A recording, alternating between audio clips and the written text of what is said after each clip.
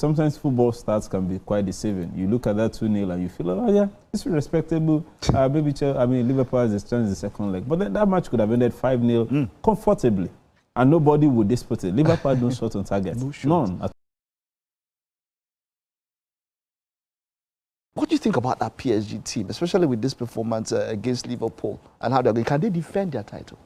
Yes, they're one of the, not just because they are the reigning champion, but because of the quality they have in that team and what they've shown so far in this tournament, they do stand a big chance to retain that title. And what better way to show it? It was Chelsea, now Liverpool. two giant teams from this acclaimed best league, and then it's the same thing. And like you said, sometimes football stats can be quite deceiving. You look at that 2-0 and you feel, oh yeah, it's respectable. Maybe Liverpool has a chance in the second leg. But then that match could have ended 5-0 comfortably. And nobody would dispute it. Liverpool don't shot on target. No shot. None at all. In 90 minutes of football. Captain Virgil van Dijk has come with another meme of his. Luis Enrique, with his players, despite no matter what the rotation is, everybody still seems to deliver. Fabian Ruiz hasn't played in how many games? Emery has slotted him back in there, and nothing seems to be missing in that midfield. So with João Neves and Vitinha, it's the same thing, whether it's Bacola starting, whether it's Desiree Doué, whether it's Kvaratskhelia, whether it is anyone starting in that front line, you can always be sure. Lincoln coming in from the bench, there's always an addition to it. So it's a very good one. It's a very good team. At the moment, does Luis Enrique have a shout in for the best football coach at the moment? At the moment, definitely.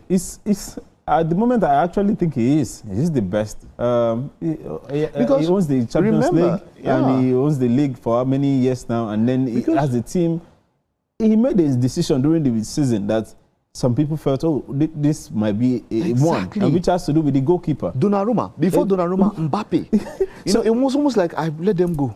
Even the guy that he brought in, Chevalier, he has brought him for Safonov, the Russian guy. The Russian guy. And he has been the one playing for the last 9-10 games now.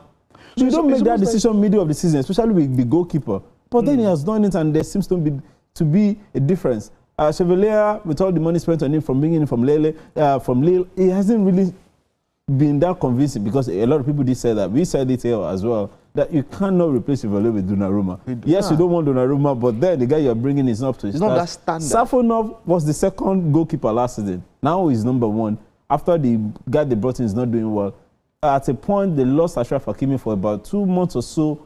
Zaire Emery was playing right back, and there seemed not to be any difference. So he has found a way to get everybody to buy into his system, and then that's working. Anybody that plays just has to deliver. Look at what he has done to Dembele.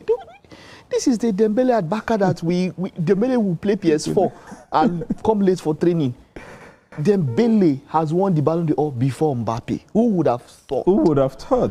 You know, and then look at Visha Kvaratskhelia. He's such an amazing, and it's, you know, Mbappe has left PSG. Now Mbappe is now going to probably go the second season in Madrid without a trophy. PSG, every time they might win 2 Champions League after Mbappe has left. So it's more or less like the coach knows he had something in mind, and that's why he has created that team in the image of what he wants. It's a well-oiled team. They know what they are doing. When Dembele, Doué, Bacola, Kvaratskhelia, whoever comes into that front line, they just mix. Look at Vitinha. Look how that man is doing in midfield. It's a good side, and like you said, it's what can only give that credit to Luis Enrique.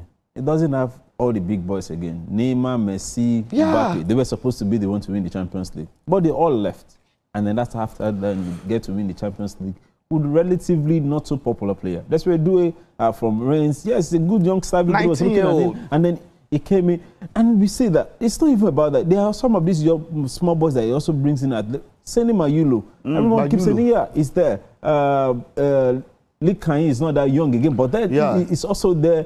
Gonzalo Ramos, a lot of money was paid on him, but then he sits on the bench now. He's supposed to be that number nine. But they don't play with a number 9. And he comes in and still gives his own. They don't play with a number 9. During the summer, he brought in a reinforcement in the defense. Ilian Zabahi has had very good time when Marquinhos or William Pacho is not playing. Who knows William Pacho? He went to Bundesliga to go and drag that young man, that Ecuadorian guy. And that's it. So he has been able to, yes, the money has played a role, but then it's not just having money, because we've seen the money was there earlier. And then they didn't get to, but then getting the right talent that fits into a system and also working on their psyche to say, this is it, we can do that. It used to be called the Farmers League, but then they have shown the fact that it is not about that. Whether they play in a not so popular league, among the top 5, they have good squad that can compete with anyone else in Europe. All right. The two of the best teams in England have now been put to the sword. Put to the sword. All right.